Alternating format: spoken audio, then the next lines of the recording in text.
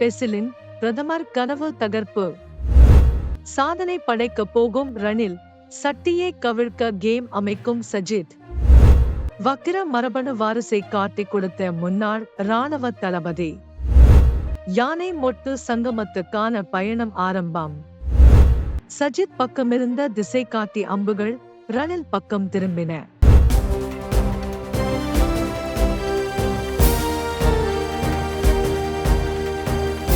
The leader.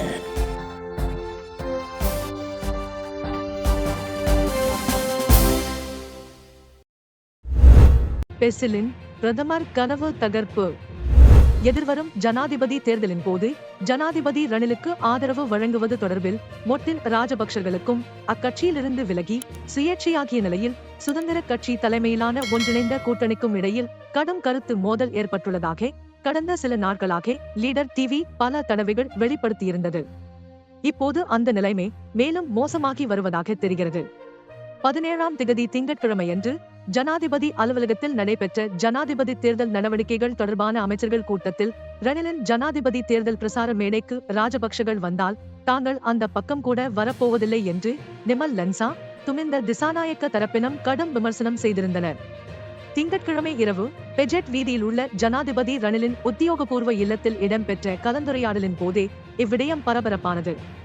ஒவ்வொரு திங்கட்கிழமையும் நடைபெறும் political strategy கூட்டத்திற்கு மொட்டு கட்சியின் நிறுவனர் பெசில் ராஜபக்சவும் கலந்து கொள்வார். அன்று மாலை ஜனாதிபதி அலுவலகத்தில் இடம்பெற்ற சந்திப்பில் லன்சா தரப்பு கூறிய விடயங்களை ரணில், பெசில் முன்னிலையில் அமைச்சர் பிரசன்ன விரிவாக எடுத்துரைத்துள்ளனர். அப்போது பெசிலுக்கு கடும் கோபம் ஏற்பட்டுள்ளது. எங்களால் தான் ஜனாதிபதி தோற்பார் என்றால் நாங்கள் விலகிச் சென்று எங்கள் பலத்தை காண்பிக்கிறோம் என்று பெசில் அப்போது கடும் தொனியில் கூறியுள்ளார். லன்சா மற்றும் துமிந்த தரப்பின் அச்சுறுத்தலுக்கு ராஜபக்ஷ தரப்பு வலுவான பதிலடி கொடுக்க தயாராக உள்ளது. திங்கட்கிழமை இரவு நடைபெற்ற கூட்டத்தின் பின்னர் நாமல் மற்றும் மொட்டு கட்சியின் தலைவர்கள் சிலருக்கு பெசில் அழைப்பு விடுத்துள்ளார். ஜனாதிபதியை நாங்கள் ஆதரப்பதென்றால் ஜனாதிபதி தேர்தலில் ஜனாதிபதி போட்டியிடுவதாக அறிவிக்கும் நாளிலேயே தமிக்க பெரேராவை பிரதமர் வேட்பாளராக முன்னிறுத்ததாகவும் ஜனாதிபதி அறிவிக்க வேண்டும் என்று நாங்கள் அவருக்கு அழுத்தம் கொடுக்க வேண்டும் என்று நாமல் குறிப்பிட்டுள்ளார். இதன்படி மொட்டு கட்சியின் பிரதமர் வேட்பாளராக தமிக் பெரேராவை முன்னிறுத்துவதற்கு அக்கட்சி முயற்சித்து வருவதாக வார இறுதி பத்திரிகையொன்றிலும் செய்தி வெளியிடப்பட்டிருந்தது. ஜனாதிபதி ரணில் விக்ரமசிங்கே எதிர்வரும் ஜனாதிபதி தேர்தலில் போட்டியிடப் போவதாக அறிவிக்கும் அதே வேளையில் ஜனாதிபதி ரணில் விக்ரமசிங்கவிடம் மொட்டு கட்சிக்கு பிரதமர் பதவியை வழங்குமாறும் எதிர்வரும் ஜனாதிபதி தேர்தலில் மொட்டு கட்சியையே பிரதான ஆதரவாளராக அறிவிக்குமாறும் பெசில் ராஜபக்ஷ கோரிக்கை விடுத்துள்ளார் என்றும் அந்த செய்தியில் குறிப்பிடப்பட்டுள்ளது. ஜனாதிபதி தேர்தலில் தாம் சுயேட்சை வேட்பாளராக போட்டியிடுவதாகவும் எனவே தமக்கு ஆதரவளிக்க விரும்பும் எவருக்கும் தடையில்லை எனவும் ஜனாதிபதி தேர்தலுக்கு பின்னர் நடைபெறும் பொது தேர்தலில் அதிக ஆசனங்களை பெறும் கட்சியில் இருந்து நிரந்தர பிரதமர் நியமிக்கப்படுவார் எனவும் ஜனாதிபதி ரணில் விக்ரமசிங்கே முன்னதாக தெரிவித்திருந்தார். ஆனால் ஜனாதிபதி தேர்தலுக்கு முன்னரே தமிக்கவை பிரதமர் வேட்பாளராக முன்னிறுத்துமாறு ராஜபக்சர்கள் கொடுத்து வரும் அழுத்தங்களுக்கு ஸ்ரீலங்கா சுதந்திர கட்சி தலைமையிலான புதிய கூட்டணி கடும் தாக்குதல்களை மேற்கொண்டு வருகின்றது. அந்த கூட்டணியின் தலைவரும் அவை தலைவருமான அமைச்சர் சுசில் நேற்று முன்தினம் பாராளுமன்றத்தில் உரையாற்றும் போது கீழ்கண்டவாறு தெரிவித்தார். காலையில் பால் சோறு தொண்டொன்றை கொடுத்து கோவிட் நோயாளிகளிடமிருந்து 14,000 பெற்றனர். டைல் இறக்குமதியை நிறுத்திவிட்டு 40,000 ரூபாய் பெறுமதியான கொமட்டை 1,20,000க்கு கொடுத்தார்கள். இந்த பணத்தை கொண்டுதான் தற்போது தேர்தல் நடத்த பார்க்கிறார்கள் என்றார். போகிற போக்கை பார்த்தால் ஜனாதிபதி தேர்தலுக்கு முன்னமே ரணிலிடமிருந்து ராஜபக்சர்கள் விலகிவிடுவார்கள் போலிருக்கிறது. ஆனால் வஜிர மற்றும் ரவி தரப்பு எப்படியாவது ராஜபக்சர்களை ரணிலுடன் வைத்துக் கொண்டே ரணிலை ஜனாதிபதி தேர்தலில் வெற்றியடைய செய்யத்தான் முயற்சிக்கிறார்கள். ஆனால் ரணில் வெற்றி பெற வேண்டுமென்றால் ராஜபக்சர்களை ஓரங்கட்ட வேண்டும் என்றே லன்சா தரப்பு கூறுகிறது. தவிர ஐமசவிலிருந்து வருவதாக கூறும் எவரும் வரப்போவதில்லை என்று லன்சா, துமிந்த தரப்பு கூறுகிறது. இந்த பிரச்சனைகள் காரணமாக ரணில் இந்நாட்களில் பெரும் குழப்பத்தில் இருக்கிறார் என்று கூறப்படுகிறது. அது வேறு ஒன்றும் இல்லை, மொட்டு கட்சியின் வாக்கு தளம் அதிகம். அதனால் ஜனாதிபதி தேர்தலில் ஜனாதிபதி ரணில் வெற்றி பெற வேண்டுமானால் மொட்டு கட்சியின் முழு வாக்குகளும் கிடைக்க வேண்டும். மேலும் அதற்காக தேவையில்லாத போட்டியை ஏற்படுத்த வேண்டிய அவசியமில்லை என்று கூறுவதில் ஜனாதிபதி ரணில் மிகவும் பொறுமையாக துடுப்பெடுத்தாடுகின்றார் என்பது வெளிப்படுகிறது. சாதனை படைக்க போகும் ரணில், சட்டியை கவிழ்க்க கேம் அமைக்கும் சஜித். பொருளாதாரத்தை மீட்டோம் என்று கூறுவதால் என்ன பயன்? ஐமச குழு ஒன்றை பிரித்தெடுக்கும் வரை ரணிலின் வெற்றியை உறுதிப்படுத்த முடியாதென்பதுதான் தற்போது அனைவரதும் பேச்சாக இருக்கிறது. அதன் காரணமாகவே சஜித் தனது அணியில் உள்ள எவரையும் ரணிலுடன் செல்ல விடாமல் தடுப்பதற்காக பல நடவடிக்கைகளை முன்னெடுத்து வருகின்றார். இதற்காக அவர் கட்சிக்குள்ளேயே புதிய திட்டம் ஒன்றை வகுத்திருக்கிறார். ஐமசவும் ஐதேகவும் இணைய வேண்டுமென்ற கருத்துருவாக்கம் ஒன்றை கட்சிக்குள்ளேயே ஏற்படுத்தி அதற்கு ஆதரவு தெரிவிப்பவர்களை கண்டறிந்து அவர்கள் ஊடாகவே ரணிலை தாக்கும் மீடியா புராஜெக்ட் ஒன்றை அண்மையில் ஆரம்பித்திருக்கிறார். மரிக்கார் முஜிபூர் தரப்பை சற்று ஓரமாக இருக்க சொல்லிவிட்டு நாள்தோறும் நடத்தப்படும் ஊடக சந்திப்புகளுக்கு கட்சி தாவலுக்கு தயாராக இருப்பவர்களையே அனுப்பும் நடவடிக்கையை சஜித் முன்னெடுத்திருக்கிறார். வங்குரோத்து நிலையிலிருந்து நாடு மீண்டுவிட்டதென பாரிஸ் கிளப் செய்தி வெளியான பின்னர்தான் தான் ஜனாதிபதி தேர்தலில் போட்டியிடவுள்ள செய்தியை ஜனாதிபதி ரணில் வெளியிடவுள்ளார். அதாவது ஜூன் 27ஆம் தேதியன்றுதான் அந்த அறிவிப்பை வெளியிடவுள்ளதாக அரசாங்க தகவல்கள் தெரிவிக்கின்றன. அந்த நிகழ்வை முழு விளம்பரத்துடன் விழாவாக கொண்டாடவும் ஏற்பாடாகி வருகிறது. இந்த செய்தி கேள்விப்பட்டவுடன் ரணிலின் 27ஆம் தேதி நிகழ்வை குழப்புவதற்கான சதி திட்டங்கள் வகுக்கப்பட்டு வருகின்றன. எதிர்க்கட்சி தலைவர் அலுவலகத்தில் நேற்று முன்தினம் நடைபெற்ற அதிசய செய்தி மாநாட்டில் பிரமாண்ட திரையில் ரணிலின் 2 காணொளிகள் காண்பிக்கப்பட்டுள்ளன. கடந்த ஆண்டு நாட்டு மக்களுக்கு உரையாற்றிய அவர் நாடு வங்குறுத்து நிலையில் இருந்து வெளியே வந்துள்ளதாக ரணில் கூறியிருந்தார். நேற்று முன்தினம் நடைபெற்ற நிகழ்வொன்றில் இன்னும் சில நாட்களில் நாடு வங்குரோத்து நிலையிலிருந்து மீண்டுவிடும் என்றும் கூறினார். அந்த 2 காட்சிகளையும் அங்கு அவர்கள் போட்டு காட்டியுள்ளனர். தற்போதுள்ள முறையை மாற்றி நாட்டை கட்டி எழுப்ப முடியாது எனவும் தற்போதுள்ள முறைமையை மாற்றினால் நாட்டில் மீண்டுமொரு வாக்குப்பதிவு யுகம் ஏற்பட வாய்ப்புள்ளதாகவும் சிலர் கூறுகின்றனர். ஆனால் சஜித் பிரேமதாச தலைமையிலான ஐக்கிய மக்கள் சக்தி அரசாங்கத்தின் கீழ் நாட்டின் மற்றொரு வரிசை யுகமோ அல்லது வங்குரோத்து நிலையோ இருக்காது என்றும் அதற்கான முழு பொறுப்பை சஜித் பிரேமதாசை ஏற்றுள்ளார் என்று அக்கட்சியின் பாராளுமன்ற உறுப்பினர் ஹெக்டர் அப்போஹாமி தெரிவித்துள்ளார். அத்துடன் வங்குரோத்து நிலையிலிருந்து நாடு மீண்டுவிட்டதென்று கடந்த வருடமும் ஜனாதிபதி ரணில் விக்ரமசிங்க கூறினார். என்றும் கூட சர்வதேச நாணய நிதியத்தின் கடன் மறுசீரமைப்பு வெற்றியடைந்ததன் காரணமாகவே வங்குரோத்து நிலையிலிருந்து நாடு காப்பாற்றப்பட்டதாக ஜனாதிபதி கூறுகிறார். தேர்தலை இலக்கு வைத்து ஜனாதிபதி இவ்வாறான கருத்துக்களை வெளியிடுகின்றாரா என்ற கேள்வி எழுகின்றது. மேலும் இவ்வாறான அறிக்கைகள் மூலம் நாட்டு மக்களை ஏமாற்றக்கூடாது. ஜனாதிபதி தேர்தலை நடத்துவதற்கு குறிப்பிட்ட சில நாட்களே உள்ள நிலையில் 1 வருடத்திற்கு முன்னர் ஜனாதிபதி சொன்ன கதையே இப்போதும் கூறப்படுகின்றது. இலங்கை வங்குரோத்து நிலையிலிருந்து விடுபட்டுள்ளது என்பதை உலகில் எந்த நாடும் ஏற்றுக்கொள்ளவில்லை. ஜப்பானில் இருந்து வாகனங்களை இலங்கைக்கு இறக்குமதி செய்ய அனுமதித்தாலும் இலங்கை வாகன இறக்குமதியாளர்களுடன் இணைந்து பணியாற்ற முடியாது என ஜப்பானிய வங்கிகள் தெரிவித்துள்ளன. ஜப்பானில் உள்ள வங்கிகள் இலங்கையின் கடன் கடிதங்களை ஏற்காத நிலைக்கு வந்துள்ளன. அந்த நிலையை மாற்ற நீண்ட காலம் எடுக்கும். வாகனங்களை இறக்குமதி செய்ய அனுமதி வழங்கினாலும் அனுமதி கிடைத்தவுடன் வாகனங்களை இறக்குமதி செய்ய வாய்ப்பில்லை. இதன் மூலம் நாடு இன்னும் வங்குரோத்து நிலையிலிருந்து விடுபடவில்லை என்பதை காண முடிகிறது. இந்த நேரத்தில் சஜித்தின் தேவைகளை ஹெக்டர் அப்போஹாமி நிறைவேற்றுகிறார்.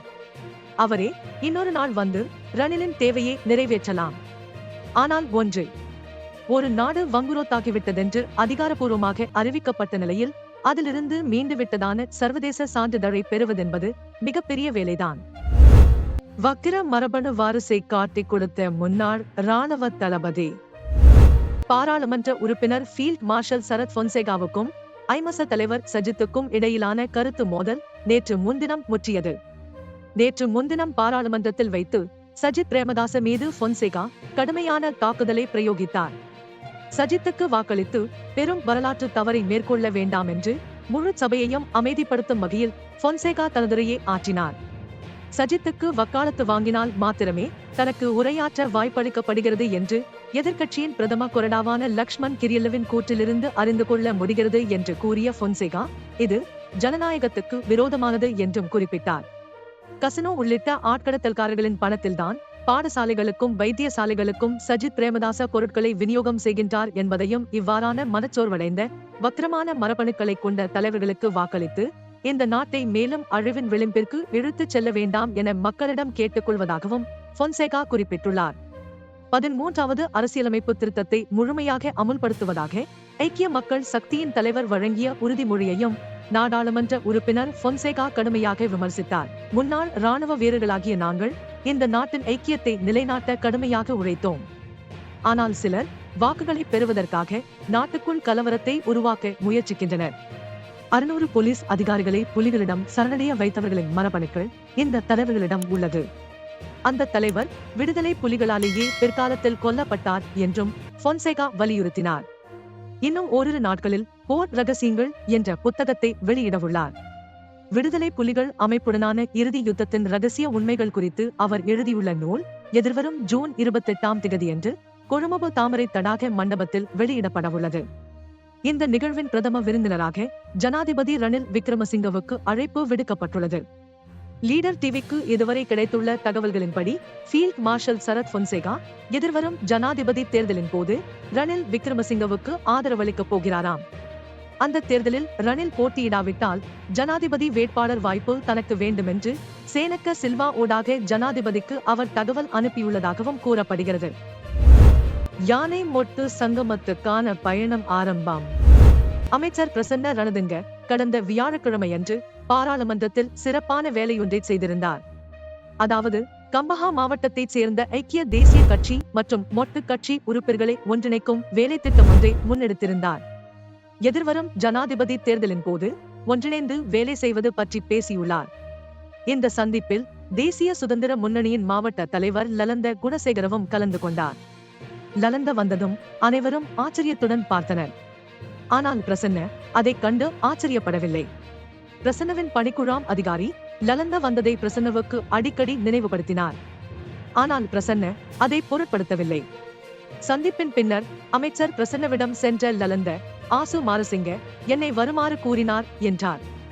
ஆமாம் என்று லலந்தவின் முதுகில் தட்டடி கொடுத்து பிரசன்ன கூறினார். ஜனாதிபதி ரணிலின் பாராளுமன்ற விவகார ஆலோசகரே ஆஷு மாரசிங்க மினுவங்கொடை UNP அமைப்பாளர். கடந்த வாரம் இவர்கள் இருவரும் மினுவங்கொடை கல்லொலுவ பிரதேசத்தில் கூட்டம் ஒன்றுக்கு சென்றிருந்தனர். கல்லொலுவ என்பது முற்றிலும் UNP கிராமம். முஸ்லிம் காங்கிரசுக்கும் அதிக அதிகாரம் உள்ள கிராமம். அதனால் பிரசன்னவின் கூட்டத்துக்கு ஐமசவில் உள்ள முஸ்லிம் காங்கிரஸ் தலைவர்கள் அனைவரும் கூட கலந்து கொண்டுள்ளனர். தேர்தல்களின் போது இவர்கள் எனக்கு உதவுகிறார்கள்.